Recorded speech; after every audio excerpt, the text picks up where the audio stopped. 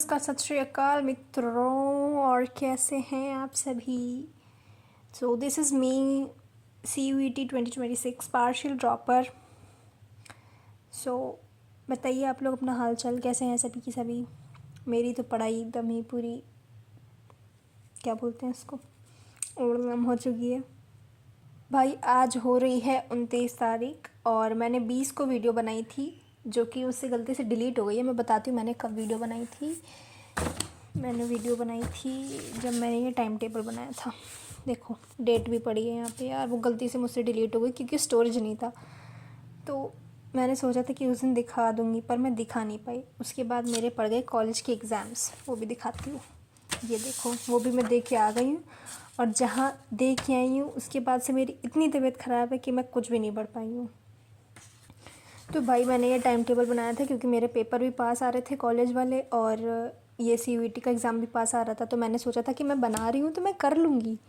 मैंने बनाया, मैंने कोशिश करी एटलीस्ट, बट सक्सेस नहीं मिल पाई मुझे क्योंकि मुझे बीच में जाना पड़ा और मुझे नहीं पता था यार आगे मेरी तबीयत ख़राब हो जाएगी। मैंने तो सोचा था जिस दिन लौट रही होंगी उस दिन भी एक लेक्चर निपटा ही लूँगी, लेकिन सारा प्लान ही फेल हो गया, फ्लॉप हो गया पूरा।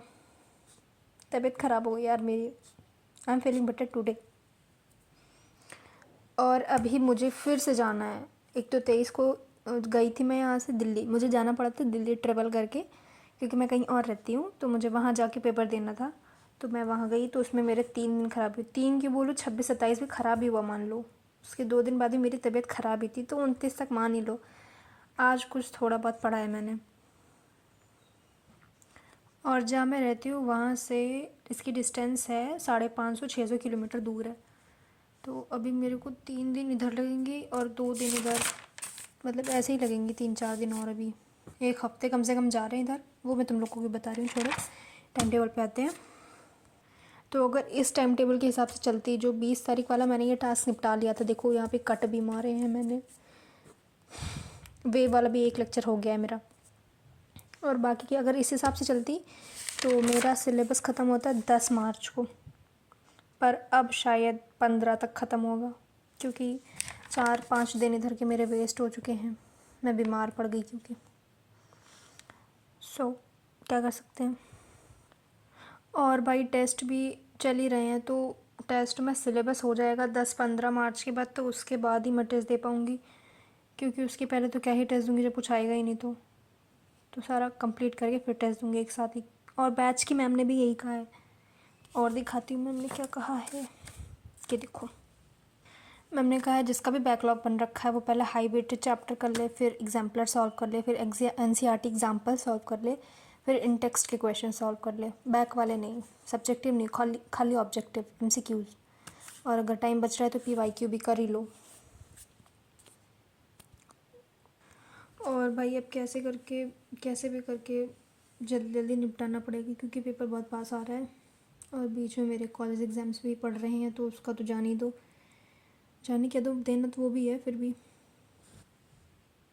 और गाइस यस, मैं लाइव का लाइव साथ ही कर रही हूँ और पीछे के बैकलॉग्स भी निपटा रही हूँ, तो ऐसे कर रही हूँ मैं।